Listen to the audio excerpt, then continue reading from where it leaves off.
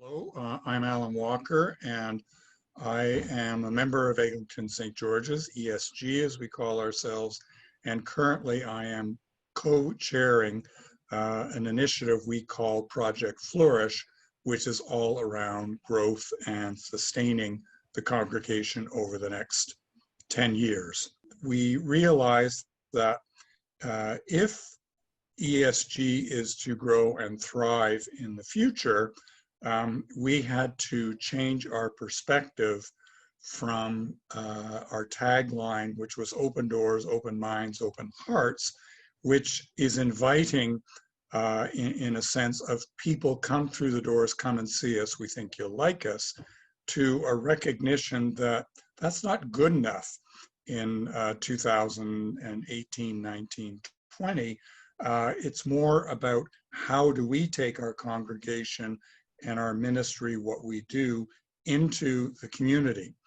And that sort of let us sort of think, well, if we're to do that, we should understand more in a more fulsome way what our neighborhood is like at the moment. Part of that was driven by a number of the changes that are so visible in the North Toronto community, particularly around all the development happening down at Yonge and Eglinton.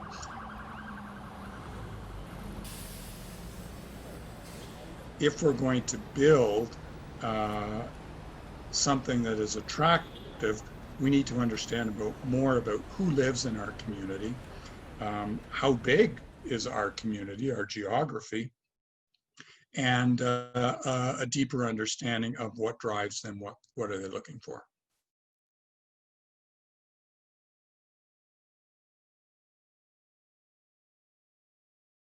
And so we knew that Environics does all of that demographic sampling.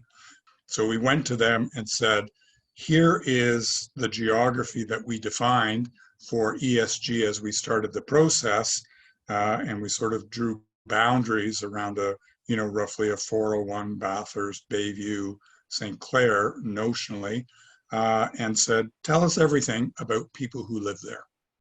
We learned that in the neighborhood that we're looking for, that there are a whole lot of people who are 60 plus, not surprising.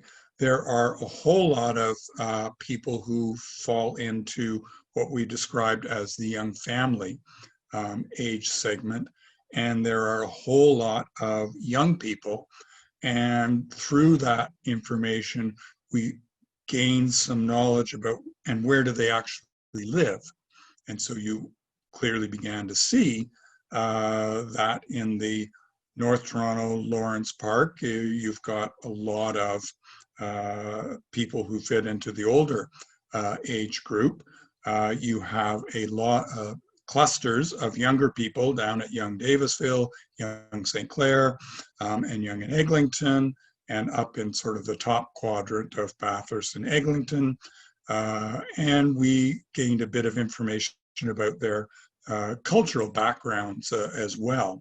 And so that helped us begin to shape when we think about how we might grow and thrive, that it's not sort of one paintbrush covering over all of our activity or our thought processes.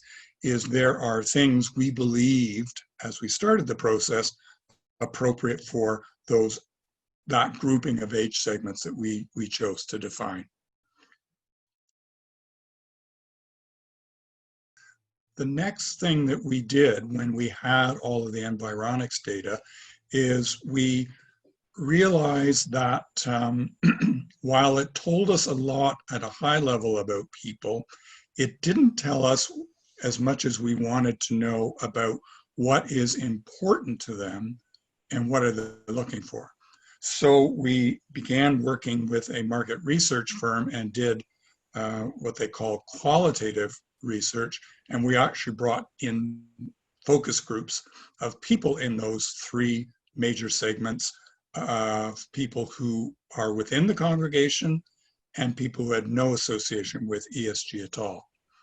And then went through a fairly intensive process of trying to uncover What is it that drives them?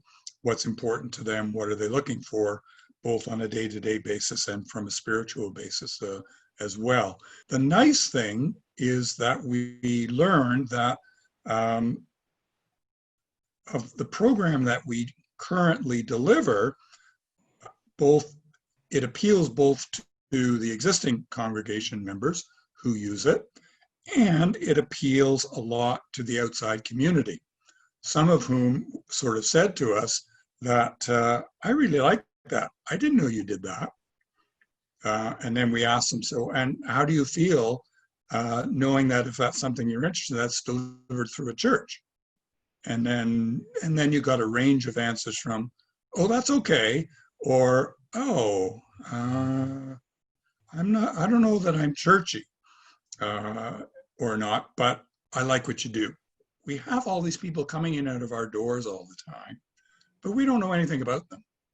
They come, they bring their children, they go to a yoga class, they go to a taekwondo class, or sometimes they come for a speaking event, but we don't try and connect with them.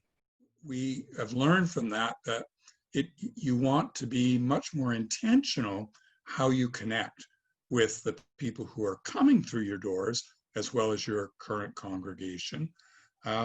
And that can also help you as we decide then, so how do we reach out? How do we further push our ministry into greater awareness of the community who don't come through the doors right now, walk by the church and say, yeah, it looks nice, but I won't go in there.